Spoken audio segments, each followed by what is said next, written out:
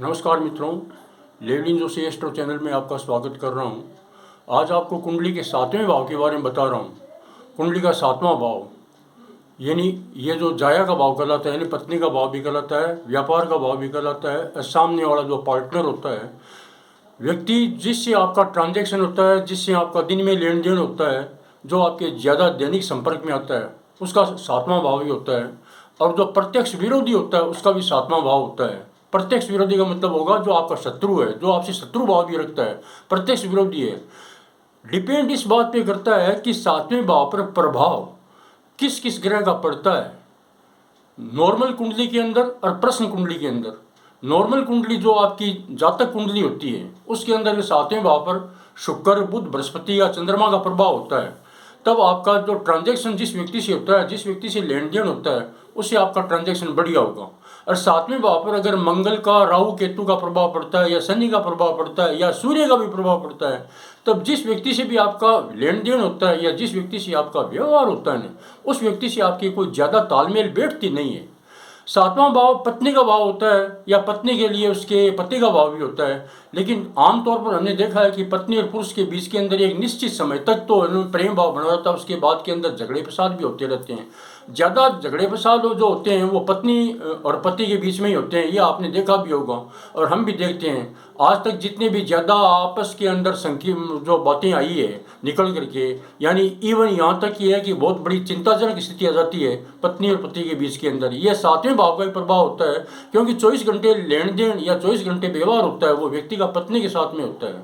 मैं आपको एक बात जो है बता रहा हूँ कि पति और पत्नी का जो रिश्ता होता है वो महादशा और अंतर्दशा के ऊपर डिपेंड करता है।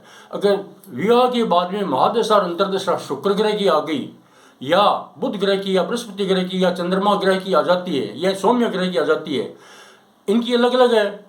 जैसे शुक्र ग्रह की महादशा आती है तब तो 20 वर्ष की होती है, सूर्य की महादशा 6 वर्ष की होती है, चंद्रमा की महादशा 10 वर्ष की होती है। ये महादशाएं आती है, बृहस्पति की महादशा जाती है तब गणे क्या है वो 16 वर्ष की होती है। तब तो पति और पत्नी के रिश्ते इतने वर्षों तक तो बढ़िया मेंटेन रहेंगे। उसके बाद में पति पत्नी के रिश्तों के अंदर धीरे धीरे खिंचाव जो पैदा होता है वो महादशा का समय चला जाता है। और जो बड़ा प्लानिट होता है उसका समय चल जाने के बाद में आपस में तालमेल बना रहता है, और पति और पत्नी के बीच में सामंजस्य बिठाने के लिए बीच बीच में दूसरे ग्रहों की अंतर्दशाएं आती रहती हैं। जैसे बुध ग्रह की अंतर्दशा आ गई है, या मान लो, तो इसके अंदर क्या होगा कि व्यक्ति जो है उसका लेन देन जो होगा वो डिपेंड करता है। अगर पाप ग्रह का अंतर्दशा या महादशा चल रही है तब पति पत्नी के बीच में दरार आ सकती है, डाइवोर्स भी हो सकता है, या खिंचाव हो सकता है। और मंगल ग्रह जैसा अगर क्रूर ग्रह आ जाता है तब तो उनमें डाइवोर्स होकर के आपस के अंदर गाली गलौज तक की नौबत भी आती देखी गई है। लेकिन 7वां भाव का इतना ज़्यादा महत्व है क्योंकि इसको केंद्र माना गया है, क्योंकि 10वें भाव से 10वां पड़ता है, यानी व्यापार का जो घर होता है या आपके कर्म का घर होता है वो 10वां घर होता है। 10वें से 10वां 7वां घर होता है। और माता का स्थान चौथा घर होता है, चौथे से चौथा यानी माता की माता, ये स्थान भी जो है 7वां घर ही होता है। और 10वें से 10वां यानी व्यापार का भी जो कारक है वो ग्रह बृहस्पति और बुध ग्रह होते हैं और शुक्र ग्रह होते हैं। तो 7वें ग्रह का कारक जो है शुक्र ग्रह होता है, वो उनको सहयोग करता है।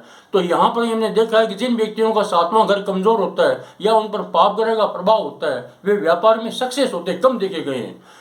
और छठे घर का जो प्रभाव होता है शत्रु घर का, वहाँ पर अगर मान लो मंगल या पाप ग्रह का प्रभाव बढ़िया माना गया है, वही नौकरी के अंदर सक्सेस होते देखे हैं।